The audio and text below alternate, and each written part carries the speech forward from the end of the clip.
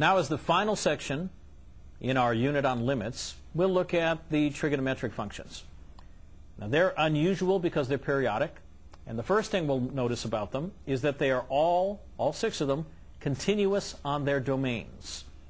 Now, remember that phrase, continuous on their domains. And let me show you what I mean. Now, I will not prove these. I will just indicate what's happening here. But on their natural domains, the trig functions, as many functions have a natural domain, each function is continuous. Now, this may make you wonder, because you know that some of the trig functions have gaps in their graphs. Well, let's explain. For example, let us go ahead and look at the sine function as x approaches any number whatsoever in the real numbers. We learned earlier that the limit of the sine function is the sine of c. And in fact, that limit, although we won't prove it here, is always true. The limit of the sine functions is sine of c, and so in this context, this statement means that the function is continuous at c.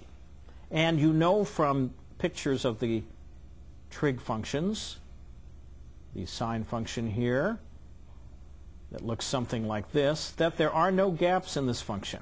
It is a periodic function that has no gaps and continues forever in both directions. So this would not cause you any difficulty. You believe that this is a continuous function, and the cosine function is likewise continuous. What about something like the tangent function as x approaches c? Now, the problem here is that as long as c comes out of its natural domain, this will be equal to the tangent of c. So c must be in the natural domain of the tangent function. Now, if I draw the tangent function, you may remember that it has breaks. For example, there's a break here at pi over 2 and minus pi over 2. The tangent function comes up like this and is asymptotic at both sides.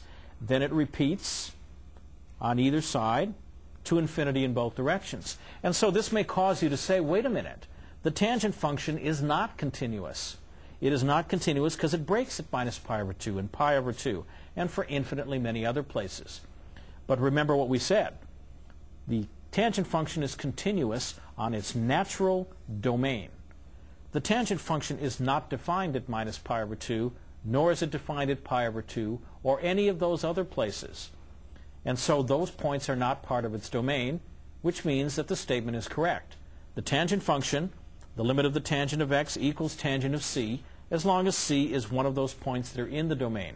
And it's not one of these minus pi over 2 or pi over 2 or any of the other points. So you have to read carefully. This says that on their domains, the trig functions are continuous. If you ask if they're continuous on all the real numbers, the sine function would be continuous, the cosine function would be continuous. The others will not be. So just keep that in mind, and this is just more or less a lesson in a little bit of careful reading. Now we'll ask the question, when are inverses continuous? We're introducing this here because we'll be using it later. So the question is, when are inverses continuous? And here is the note I want to make, and I'll write it in the form of an if-then statement.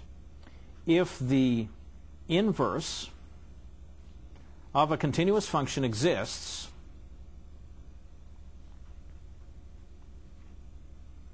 so you're guaranteed to have a function that has an inverse.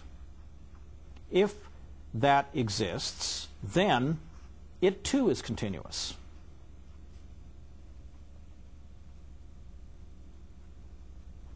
So this is like another operation you can perform on a continuous function. If the function happens to have an inverse, then its inverse too is continuous. And the idea is very simple. If you remember, when we looked at graphs of functions that had inverses, for example, a function like this one, if this were the original function, then how would we get the graph of the inverse? Well, we take the graph of the original function and we simply reflect it across the 45-degree line, or that's the y equals x line. Now, if I do that here, I will try and do this more or less correctly by hand. Something like that happens. Notice that this inverse function graph is just as continuous as the original one. If the original one had no breaks, then neither does the inverse function. But let me give you a better example, one more familiar. A better example of this is to use inverse functions that everybody knows. Here is the statement we can make here. Since e to the x is continuous, we'll think of e to the x as our original function here, then its inverse function, which we know is the natural log of x, its inverse, is also continuous. Now, I didn't need to tell you that because you know from the pictures that that's true. Here's e to the x passing through 1. Here's the y equals x line. And here's e to the x. And here is the natural log function, which is its inverse. And you can see it's a reflection across the y equals x line here. And we already know that both of these are continuous from our previous experience. So this just verifies the notion that if you have a continuous function that has an inverse, then its inverse will also be continuous. Now we're going to talk about a technique of taking limits that's really extremely useful. In a sense, you take the limit without actually taking the limit. We'll call this finding a limit by squeezing. So to set the scene here, let's remember an old problem that we've seen before when we were talking about limits, which is, how do we calculate something like the limit as x approaches 0 of sine x over x? Now, the problem here, of course, is that the function, which is sine x over x, does not exist at x equals 0. So we cannot just substitute in 0 and hope to get a limit here. That simply doesn't exist. However, as we saw once before, if we look at the graph of this, this suggests that there is a limit there and that we ought to be able to find it. But how do we calculate it? Our previous techniques don't really help. The answer here, which is one possible answer, is we squeeze. Now, I will do this example later, but let's go ahead and look at the theorem that allows us to do this, named appropriately enough, the squeezing theorem.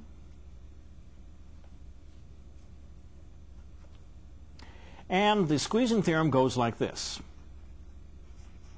Again, I'm quoting this first to see if you can practice learning to read and develop for yourself pictures that will reflect this. Then on the next page, I'll show you a picture that shows the basic idea behind this. Most of the ideas in calculus are visual, and this is the way of writing them down.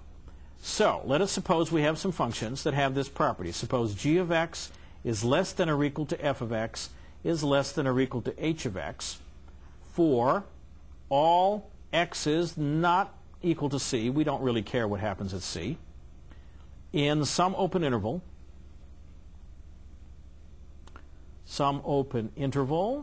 containing c.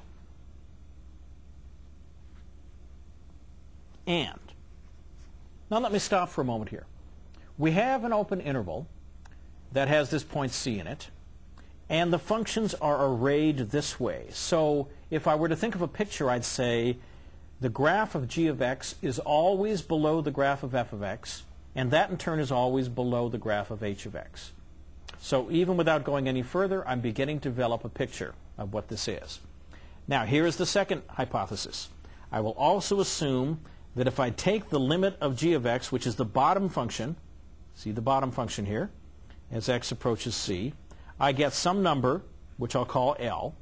That will turn out to be, in my hypothesis, also the limit of h of x, which is the top function, as x approaches c. So I will assume that those two limits are the same. And then you can even see what's going to happen next. If f of x is caught between these two functions everywhere, and these two functions have the same limit at c, then it seems natural to expect, and it in fact is true, that the limit as x approaches c of f of x equals L2. That is what's known as the squeezing theorem. The limit of f of x is squeezed between the g of x and the h of x limit. So if you want, you can call this part of the theorem the squeeze. All right. What is the graphical idea? Well, I've already indicated it verbally. Here is a picture you might draw for yourself. Let us pick a point C, and we'll imagine that it's in some open interval here, and that we have three functions. So let me put a dotted line here so I know where C is.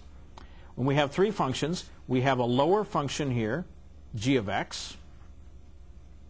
We have an upper function here, h of x, and their limit, and this point in the middle where their limit is as x approaches c, need not even exist. This could be a hole. So this could be a hole, because the limit is all about the approach, not the destination. And then where is the f of x function? The f of x function is always between the other two functions. So if I label these at both ends so you can follow,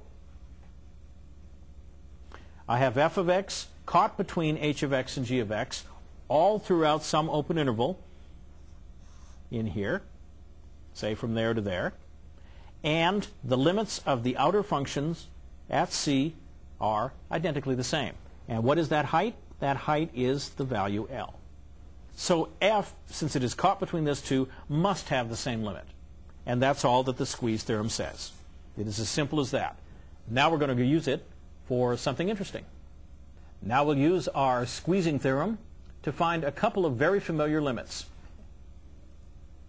Sine of x over x actually goes to 1 as x goes to 0, and other limit tails. So let's look at this first one. And rather than do this in complete generality, that is to say two-sided limit, I'll just do one side as x approaches 0 from above of sine x over x. And I will show you that that equals 1. And I'll give you the note that the x approaches 0 from the left proof is similar. So you'll see the main parts of this here. So we'll just imagine that we are only dealing with positive x's, which are angles here, and let them approach 0 from above, and I'll show you that the limit is equal to 1. So here is the proof of that fact. Now later, when you take Calculus 2, for example, you're going to learn a much more advanced limit rule, which will allow you to do this much more quickly. Right now, however, all we have is the squeezing theorem, so that's what we'll use. In order to do this argument, I'm going to have to rely on some geometry. So let me draw here a quarter circle, and then we'll have an angle coming out of here. This is the angle x because I'm talking about sine of x. I'm going to think of x as an angle here. All right. Then I want to label a few things. I'll label this point where it strikes the quarter circle as P. I will assume that this circle is a unit circle, so it has a radius of 1. I'll label the origin point with an O, and I will draw a vertical line here from where the quarter circle strikes, which I will call A, by the way, here. Call this point up here T, and drop a vertical from P down to the graph, the x-axis here. Well, I better not call it the x-axis. I'm using x for the angle. This is the horizontal axis. And this distance here, by the definition of cosine, is going to be that distance. And then the distance here to A, since it is one radius, is a unit distance.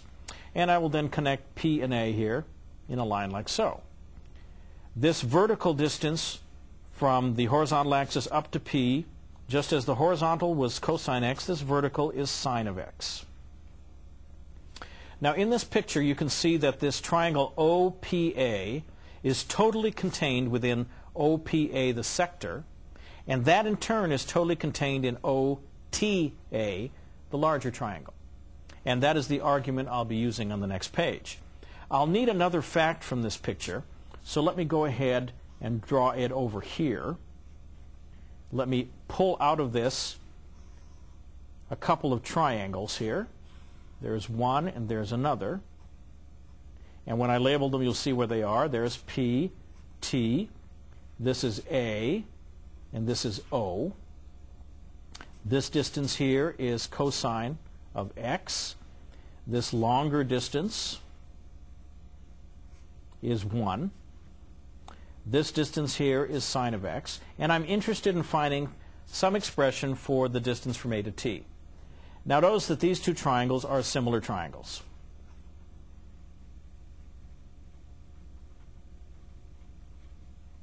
That means all three of their angles are identical.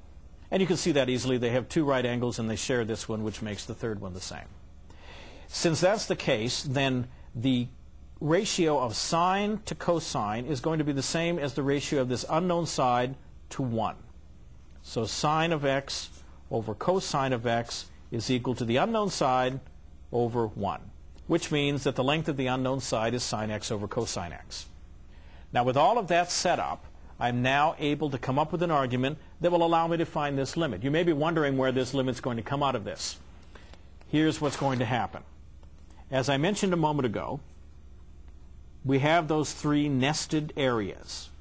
So the area of triangle OAP is certainly less than or equal to the area of the sector of the circle OAP, and that in turn is less than or equal to the area of the larger triangle OAT. And before I go any further, let me bring the picture back and point out again what we have here. Triangle OAP is this triangle inside. OAP, the sector, is a little bigger. And OAT, the triangle, is bigger still. So the areas are nested in that way. And I now have an expression for AT, which I just figured out here, as sine x over cosine x. So continuing here, the area of a triangle is 1/2 the base times the height. So this is 1/2 times the base, which in this case is 1, times the height, which is sine x. That's less than or equal to the area of the sector. Now the area of the sector it's a proportion of the area of the circle. The circle's area is pi r squared, which is pi 1 squared. It's a unit circle. And what proportion? Well, the proportion that x is out of the entire angle of a circle, which is 360 degrees or 2 pi. So this is the area of the sector. The area of the triangle, again, is 1/2 base times height. The base is 1. And the height, as we just learned, was sine x over cosine x. Now with that written down, I can now simply do some algebra and then bring the squeezing theorem in. You'll notice there's a 1/2 common to all of them. And what I will do is I will multiply through by 2 to get rid of the 1/2. In the middle one, notice that pi over pi will also be equal to 1. And I will do one other thing. There is a sign here on the left and a sign here on the right, and I will divide it out. So what I will do here is I will multiply by 2 over sine x. What will that leave me with? Here it will leave me with a 1. In the middle, it will leave me with an x over sine x. On the right, it will leave me with a 1 over cosine x. Then if I flip these all over by taking their reciprocals, which of course will reverse the direction of the inequalities, I'll have 1 greater than or equal to sine x over x, greater than or equal to cosine x. And you see that the sine x over x has turned up. Now, observe that if I take the limit of 1 as x goes to 0, I get 1. Well, of course, 1's a constant. It doesn't matter what x does. 1's not going to change. On the other end, if I let x go to 0, which means I'm taking the limit of cosine x as x goes to 0, that is equal to the cosine of 0, and that is also equal to 1. Now, if you think of this left-hand side as the g of x from the original theorem, and this side is the h of x, then we have this f of x function caught between. Since the two limits here go to the same place, we can say thus, by squeezing, using the squeezing theorem, we get that the limit of sine x over x as x approaches 0 is in fact equal to 1 because it has to be the same number as the two ends. So there we have it.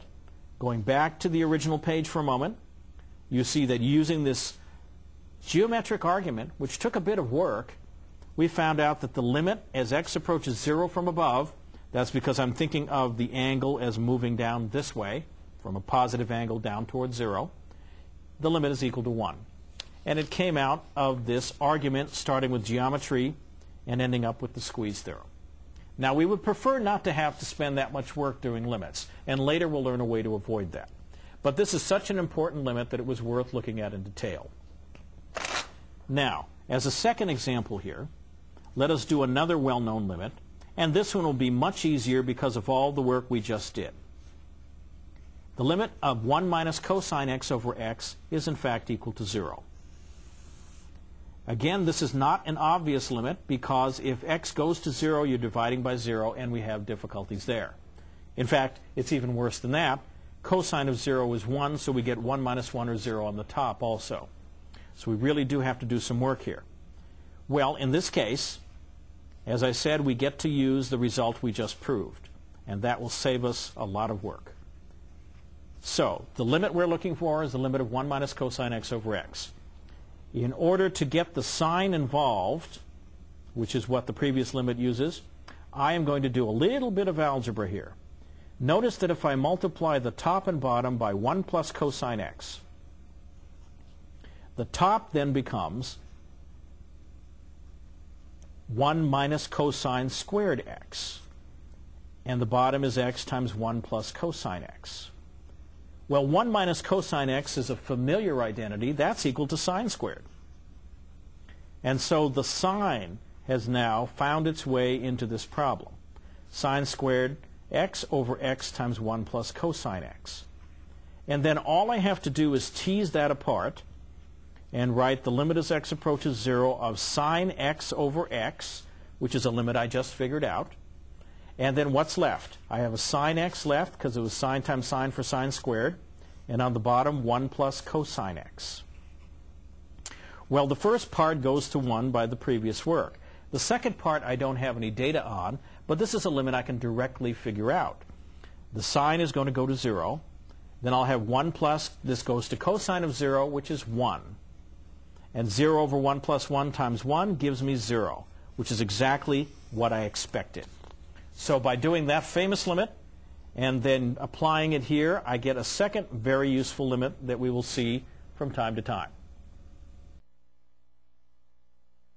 Now we'll do some exercises. And as the first one, I'll set you up with this. Suppose you're asked to take the limit of the tangent of 7x over the sine of 3x. See what you can do with that.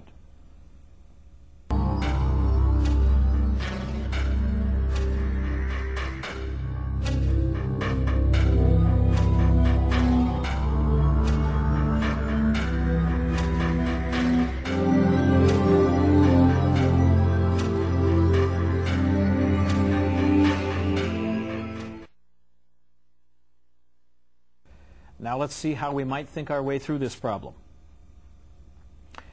Surely, because we just did a limit on how to calculate the limit of sine x over x as x approaches 0, since x is approaching 0 here, and there's a sine on the bottom, and in the definition of tangent there's a sine, you would expect that that limit is probably going to be used. The question is how? Well, the first thing we can do is sort of separate some of this out and get the sign that's inside the tangent visible. So let's just rewrite this. And this is algebra so far. Tangent of 7x is the same as sine of 7x over cosine of 7x. So we'll write that down. Sine of 7x over the cosine of 7x. And then that other sine of 3x, which is on the bottom, I'll just move over to the side here, times 1 over sine of 3x. Now, the next step is what I like to call wishful thinking. We'll call this wishful thinking. And what I mean is, why don't we write this out in such a way that it would be set up the way I would like it to be set up? For example, I see sine of 7x here. I would like there to be a 7x on the bottom, because then I'd have a sine of something over something. And if that something were to go to 0, and if x goes to 0, 7x goes to 0, then I'd be able to pull in that limit I did before. So I'll write down 7x, sine of 7x over 7x. Now I'm not going to worry about making this work out just yet. Let's just write down what I'd like to have. That's the wishful part here. Now, the cosine 7x, what about it? Well, I don't care about it. It was not involved with that last limit, and I'm just going to leave it as 1 over cosine 7x. Then again, sine of 3x is left here. I wish I had 3x on the top, so I will just write it in there. I'll write sine of 3x on the bottom and write a 3x on the top. Now, before I continue on, because I've done these wishful thinking operations, I have to make sure that I haven't just changed the problem. This expression here should be equal to this expression here. Now the sine, cosine, and the other sign here are all the same. Let's see what happened. I threw in a 7x on the bottom and a 3x on the top. Well, that works out nicely. X over x is 1, so that doesn't change anything. However, I did put a 3 on the top and a 7 on the bottom. That did change things. But I can easily fix that. If I multiply 7 over 3 out front, that 7 and that 7 will be 1. This 3 and this 3 will become 1, and so I now have not changed the problem.